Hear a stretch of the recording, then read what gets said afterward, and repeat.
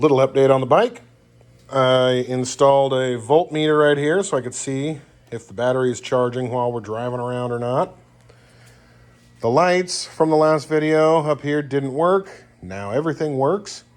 I don't have the neutral because I don't have a sensor for that, or the side stand, so those are out. The high beam was just a burned out bulb, but it was wired in proper.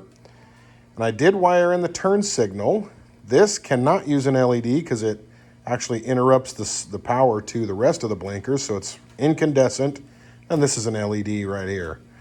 So we turn on. This is backlit now. Neat. The turn signal, when I hit the turn, it's enough to get the job done. I was finding that I drove it around on the street and I was just leaving the blinkers on forever like an old man. And then the high beam, low beam. Perfect. And then voltmeter here.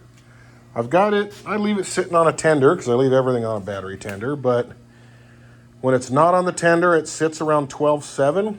And as long as I'm driving around, it goes between 12.5 and 12.7. I did run, when you hit this button, it actually runs the bright and the dim, so you can kind of suck a lot of power out.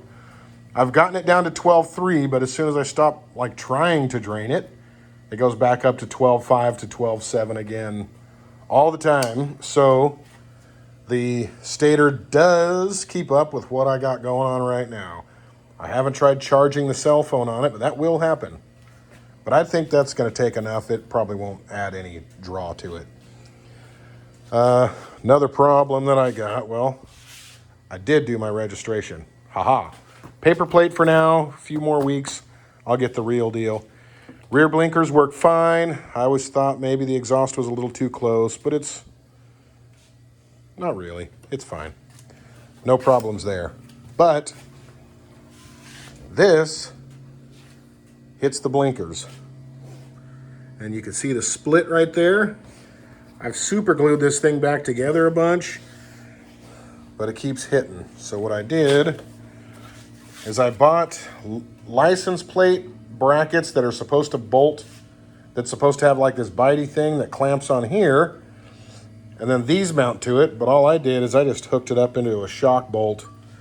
So this, I'm not going to intentionally smash this again, but I've already done the travel. This will bend all the way, lock to lock, and it comes up and like maybe barely touches when it's locking. So that's where we're going to relocate these. But I bought a new set of these, so I don't have to reuse this one that's been glued back. So I'm not going to bother to take this off and mount it.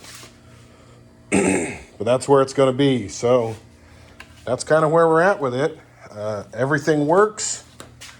No issues. And then also, I did order the replacement because I'm going to put the brake switch is going to go away from this horrible thing.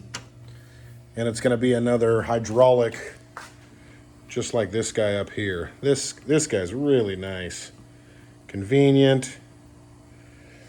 So there we are. I have driven it on the road a bunch, and it's what you think. So what's coming up?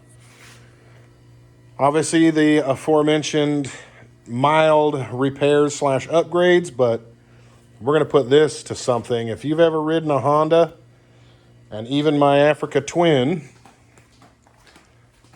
Honda makes the world's most uncomfortable seats you could ever imagine. So this one got a Corbin because this is my trusty road steed. But this guy, he's going to get a seat concepts, and supposedly it's going to be the tall, so it's going to be much thicker. And it's supposed to be about maybe 1/2 inch to 1 inch wider. So it's going to have more of like a seating area than this guy.